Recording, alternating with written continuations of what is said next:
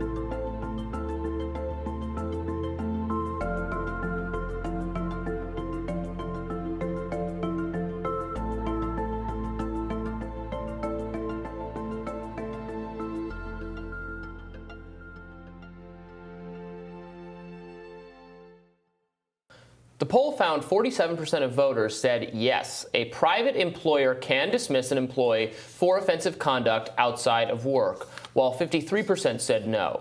62% of Republican voters and 54% of independents said no. Private employers should not penalize employees for their conduct outside of work. 57% of Democratic respondents, on the other hand, said yes. The survey also found that younger voters were more likely than older respondents to say yes on the issue. Ryan, what do you make of this? Well, and the key thing here is that the question is, does the employer have a right to do it? Right. Not can or should. So yeah, that's a very good point. Right, and so what you see is a fascinating split among both young generational and partisan. You would have expected in the past, just based on political ideology, that Democrats would say no. Democrats would say no. We're for workers' rights. We're for organized labor. We're for worker protections, and the employer should not just be able to, fire somebody just because they don't like something that they said outside of work. Like that would have been the traditional kind of progressive way of looking at workplace rights. That is not what you find here. You find Republicans endorsing that view, right? Because they have become caught up in cancel culture panic, and you find Democrats endorsing the reverse because they want the right to have a boss fire somebody for something offensive said outside of work. And so you have this weird situation where young people, if you ask them if they support or oppose at-will employment, they'll say they oppose at-will employment. Right. Workers should have a right to due process. Bosses should not be able to just fire somebody at will. Then you ask them the question, should they be able to fire somebody at will based on a video clip that somebody posts on Twitter? Well, yeah, right. Of course they should. And how that contradiction in their political thinking gets worked out is going to be at the heart of what their workplace politics are over the next I don't know how decade or two. they work out, again, young progressives, how they work out the whole businesses should hire former felons, former incarcerated people, something I completely agree with. But not if your crime was making an insensitive comment years ago, possibly when you were a teenager. That is an unforgivable crime, but assault or vandalism or not, it's kind of crazy. But I agree with you. It's because the question is, do they have the right? I mean, that's almost a factual question. I mean, they do have the right currently. An employer has the right to fire you for speech that they don't agree with, that they don't like. Now, there are exceptions, of course.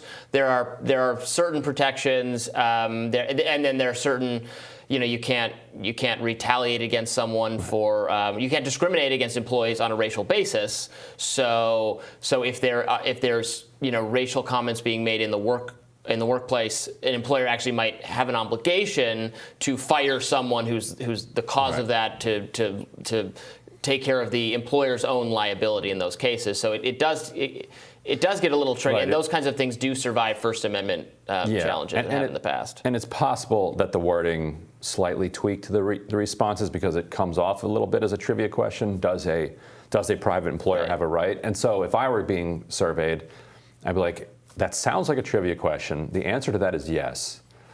They do have the right. Right. But I'm going to answer it kind of normatively here, and I'm going to say, I don't think they should have a right, because I think that's what they're trying to get at, because I'd want my no vote cast into the survey results, even though I would know that technically that's the wrong answer to this question, because there's no it depends response, which it depends. Are they part of a union? Because if they are part of a union, then you can't just go in and fire them at will. And that has also become an interesting political fight within the younger generation, that when they have called for their colleagues to be fired, they run up against the labor protections that they themselves collectively bargained to put into place, and start thinking, well, wait a minute, are these labor protections are not put in place to protect racists, against accountability? But they're the ones that collectively bargained and organized and put them in place. I mean, and then trying to draw a carve out for that without exposing them to then getting fired at will is impossible. And maybe it matters a little bit what the kind of insensitive comment or cancel culture worthy type thing that might matter to young progressives. It is the salience of race as an issue has just risen so dramatically in sort of recent memory, in terms of its, not that racism has gotten worse or something, but it's become, in fact, I don't think racism has gotten worse in the last 10 or 20 years. Maybe, I'm sure there are cases where it has, but we were a segregated society for most of the 20th century. Compared to 70 years ago, but we wouldn't really know. We're neither of us are really in a position to But surveys show the kind of people who actually support for interracial marriage is a good indicator. It's continued to go up in survey results. Obviously, the kinds of inequities or small injustices that people of color face on a daily basis might be just as irritating and present as they always were. But the attention paid, the importance of race issues compared to all other sort of categories. I mean, it just did in an interesting way. All the family of intersectionality, gender, class, etc. Race has become such a dominating focus that it has effects like this. Well, what's the common racist? That's our highest priority thing, is purging speech that we say is racist, and thus it's true. It's definitely true that the society has done a good job at spreading the kind of language of anti-racism and making racism something that is no longer acceptable in the public square. Unlike the way it was, just even in the recent past. Right. But if you look at the racial disparities, you still see the evidence of structural racism everywhere you look. All you have to do is walk about the world if you don't want to look at like tables of statistics. And so people, I think, are responding to that evidence of the structural racism that persists and not being satisfied with the tweaks to language that have been won, those victories that have been won. But people feel, I think, so powerless to confront the broader structures that are in place that they go after the things that they feel like they can change. Like they can get Emma fired from her job. Like that's something that you can do.